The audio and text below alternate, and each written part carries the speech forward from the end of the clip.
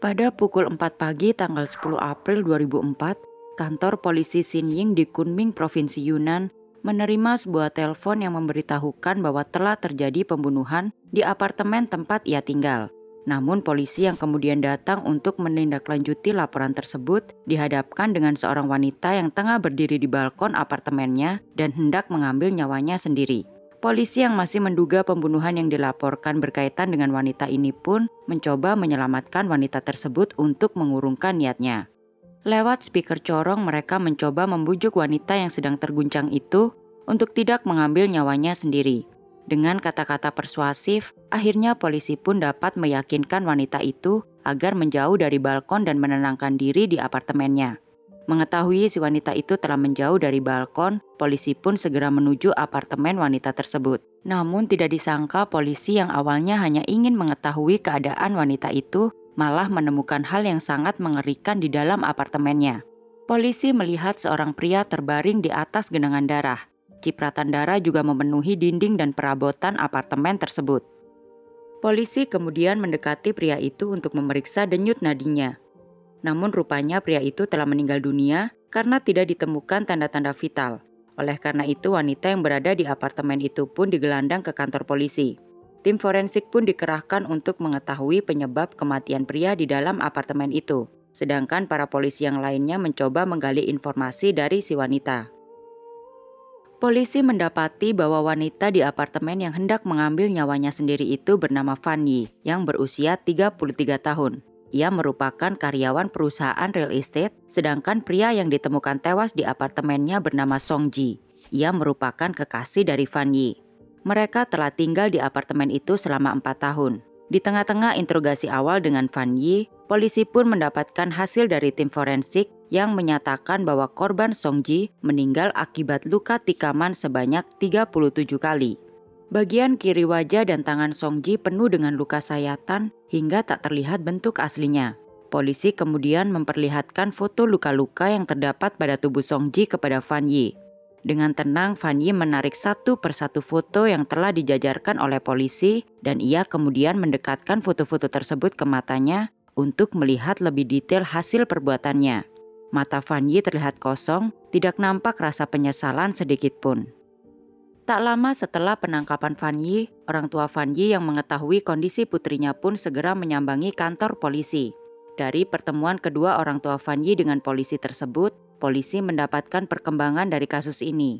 Orang tua Fan Yi menyatakan bahwa putrinya dan Song Ji sebenarnya sudah membicarakan pernikahan mereka. Bahkan pasangan itu pun mengatakan kepada orang tua Fan Yi secara langsung. Namun kedua pasangan yang sudah tua itu pun juga mengatakan bahwa mereka sebenarnya sangat tidak menyetujui hubungan Fan Yi dan Song Ji. Karena Song Ji kerap memukul Fan Yi hingga babak belur. Namun mereka tidak dapat berbuat banyak karena setiap kali Fan Yi masuk rumah sakit karena pemukulan yang dilakukan oleh Song Ji, Fan Yi selalu memutuskan kembali kepada Song Ji. Polisi pun menggunakan kesaksian dari orang tua Fan Yi untuk akhirnya membuat Fan Yi berbicara mengenai apa yang sebenarnya terjadi. Pada tanggal 24 Maret dini hari, Fan Yi duduk sendirian di apartemen yang ia tinggali bersama Song Ji. Dalam kegelapan malam, ia berpikir tentang sakit yang ia dapatkan akibat perbuatan Song Ji. Wajah Fan Yi yang penuh dengan luka memar karena Song Ji malam itu telah memukulinya. Ia tidak ingin berkaca, ia pun tidak lagi bisa menangis, walaupun harus menahan rasa sakit hati dan fisik. Kala itu Fan Yi belum makan atau minum selama 3 hari. Dan semuanya ini berhubungan dengan kekasihnya Song Ji. Sebelum pemukulan terjadi, Fan Yi seperti biasa menelpon Song Ji yang kala itu sedang berada dalam perjalanan bisnis. Sebelum tidur, ia ingin mengetahui keadaan Song Ji di luar kota. Namun ketika telepon itu tersambung, seorang wanita mengangkat teleponnya. Fan Yi pun menanyakan siapakah dia. Wanita itu menjawab bahwa ia adalah pacar Song Ji. Tak lama Song Ji merebut telepon dari wanita itu dan berbicara kepada Fan Yi. Song Ji mengatakan bahwa wanita itu hanya kliennya. Namun bagaimana bisa Song Ji bertemu dengan kliennya yang merupakan seorang wanita di tengah malam seperti ini? Ia pun menanyakan hal tersebut kepada Song Ji. Namun Song Ji tidak memberikan jawaban yang masuk akal kepada Fan Yi. Dengan berat hati Fan Yi pun mencoba untuk tidak membuat pertengkaran dengan Song Ji. Ia pun menutup teleponnya. Namun Fan Yi tidak bodoh. Ia tahu benar apa yang dilakukan Song Ji di belakangnya. Fan Yi pun juga mendapati perubahan sikap Song Ji kepada dirinya beberapa bulan terakhir ini. Meskipun Fan Yi dan Song Ji telah hidup bersama selama 4 tahun lamanya, namun hubungan keduanya kini semakin renggang.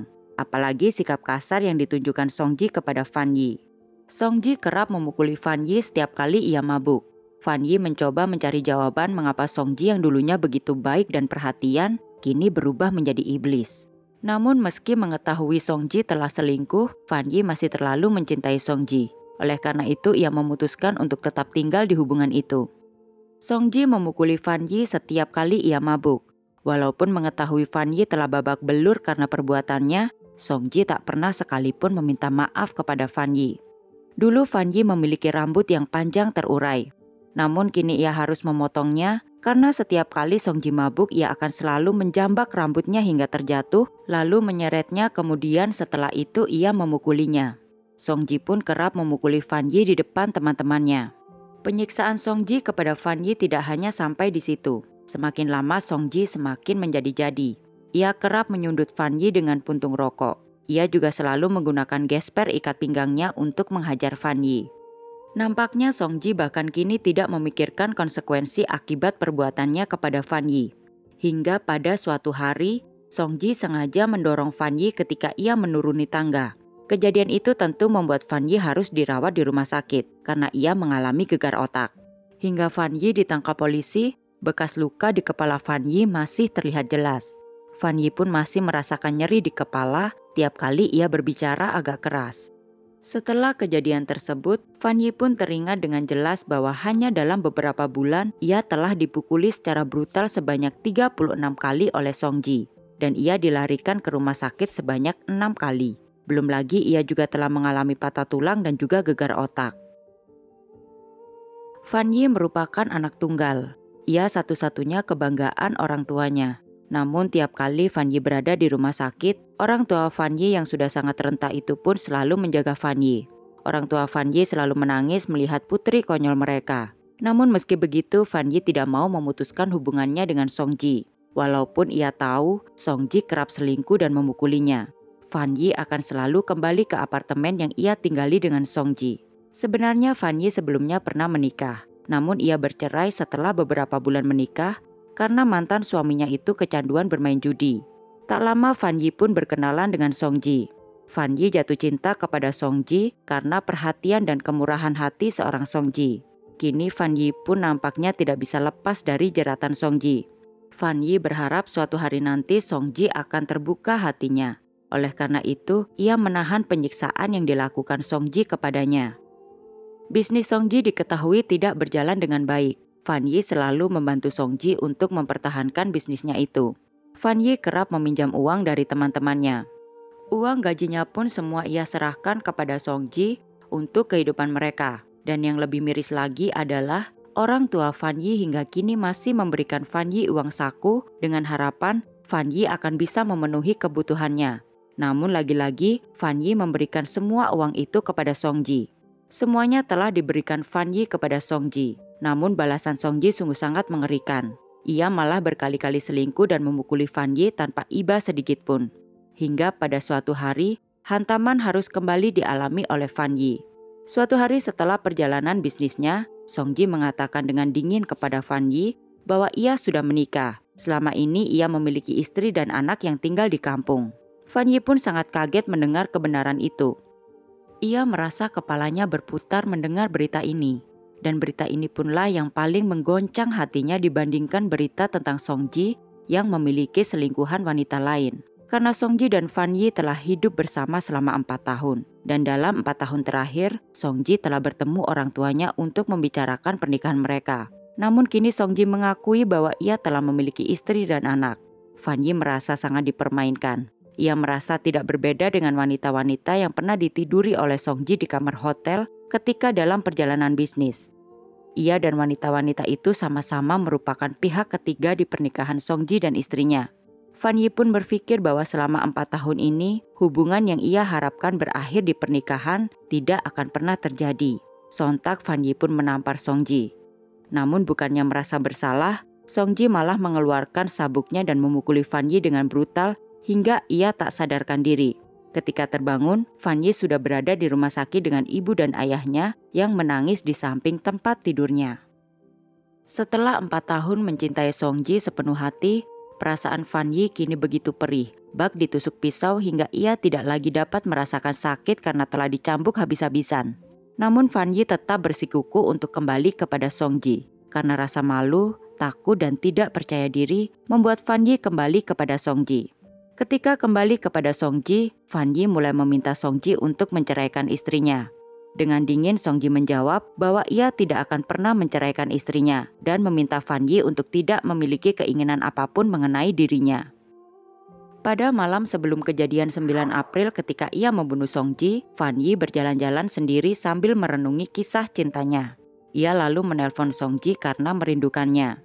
Namun ketika mengangkat telepon, Song Ji malah acuh dan terdengar suara wanita di belakang Song Ji. Ketika Fan Yi menanyakan kepada Song Ji malah memakinya dan mengancam akan membunuh orang tuanya jika ia terus menelpon. Fan Yi merasa sangat hancur dan marah, betapa ia telah diperlakukan selayaknya sampah. Namun ia terus kembali memohon kepada Song Ji. Ia pun mulai memberanikan dirinya untuk berpikir bahwa hubungannya dan Song Ji harus berakhir malam ini juga. Tetapi Fan Yi tidak mau mengakhirinya hanya dengan cara seperti ini. Ia ingin meminta penjelasan atas ketidakadilan yang ia rasakan selama 4 tahun terakhir. Oleh karena itu, Fan Yi kemudian mencari Song Ji di tempat-tempat hiburan di kotanya. Namun ia tidak dapat menemukan Song Ji hingga pukul 3 pagi ia akhirnya pulang. Tanpa diduga ketika sampai di apartemen, ia melihat Song Ji. Dengan penuh amarah, Fan Yi berkata kepada Song Ji, "Bukankah kau ingin membacok orang tuaku sampai mati?" Fan Yi kemudian ke dapur dan mengambil sebilah pisau. Ia menantang Song Ji untuk membunuhnya.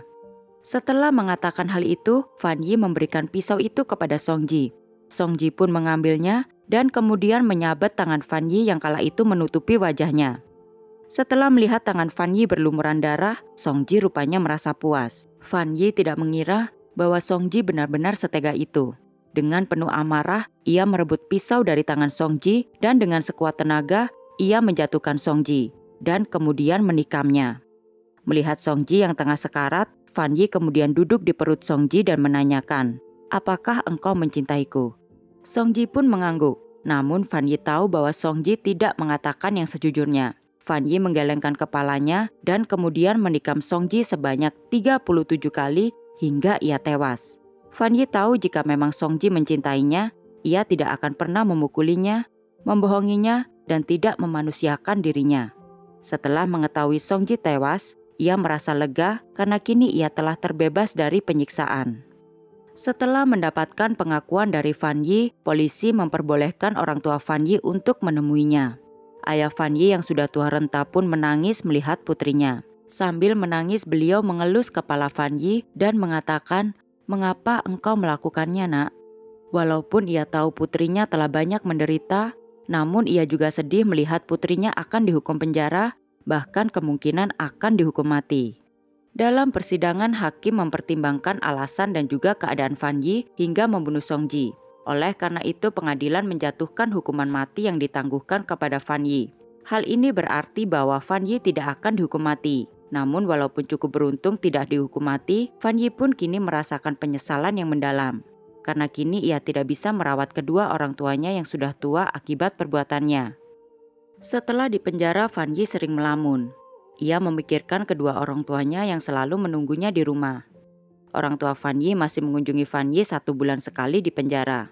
Mereka selalu membawakan Fan Yi makanan kesukaannya dan berharap Fan Yi bisa naik banding untuk mempersingkat masa hukumannya, agar ia bisa kembali ke rumah. Bagaimana pendapat kalian tentang kasus ini? Dari kasus ini kita bisa melihat betapa susahnya terlepas dari hubungan toksik. Dan semoga dari kasus ini kita pun bisa memilih jalan yang terbaik untuk berjuang agar bisa keluar dari hubungan toksik tersebut. Karena walaupun Fan Yi telah terlepas dari Song Ji, ia kini tetap menderita karena dipenjara. Dan oleh karena itu orang tua Fan Yi pun juga ikut menderita karenanya. Terima kasih telah menyaksikan channel House. Jangan lupa subscribe, like, dan share video ini. Bye!